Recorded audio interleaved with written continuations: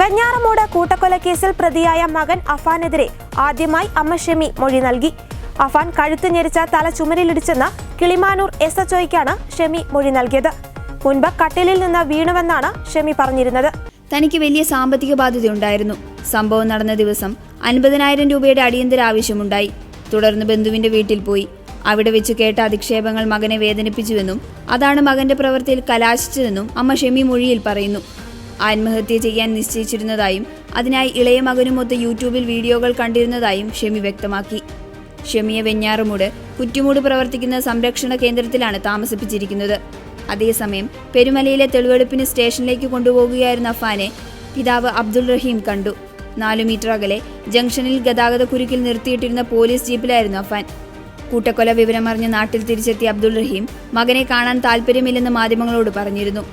ഇന്നലെ മാധ്യമങ്ങൾ സമീപിച്ചപ്പോഴും മകനെ കാണാനോ അവന്റെ കാര്യങ്ങൾ അന്വേഷിക്കാനോ താല്പര്യമില്ലെന്ന മറുപടി അബ്ദുൾ റഹീം ആവർത്തിച്ചു. അഫാനെ ഇന്നലെ പോലീസ് 7 സ്ഥലങ്ങളിൽ എത്തിച്ച് തെളിവെടുത്തു. സഹോദരൻ അഫ്സാന്റെയും പെൺസുഹൃത്ത് ഫർസാനയുടെയും കൊലപാതകങ്ങളിലെ തെളിവെടുപ്പാണ് കഴിഞ്ഞ ദിവസം നടന്നത്. രാവിലെ 9:30യോടെ പ്രതിയെ പോലീസ് സ്റ്റേഷനിൽ നിന്ന് ആദ്യം കൊലപാതകം നടന്ന പെരുമലയിലെ വീട്ടിലേക്ക് കൊണ്ടുപോയി. പിതൃ സഹോദരൻ ലത്തീഫിനെയും ഭാര്യ സാജിദയെയും കൊന്നതിനു ശേഷം വീട്ടിൽ മടങ്ങിയെത്തിയാണ് അഫാൻ അഫ്സാനെയും ഫർസാനെയും അടിച്ചു വീഴ്ത്തിയത്. വീട്ടിലേക്ക് കയറിയ വിധവും കൊലപാതക രീതിയും ഭാവവ്യത്യാസങ്ങളില്ലാതെ അഫാൻ പോലീസിന് വിവരിച്ചു നൽകി. ഇതിനുശേഷം സ്വർണം പണയം വെച്ച ധനകാര്യ സ്ഥാപനത്തിലും എലിവിഷം വാങ്ങിയ കടയിലും തെളിവെടുപ്പ് നടന്നു.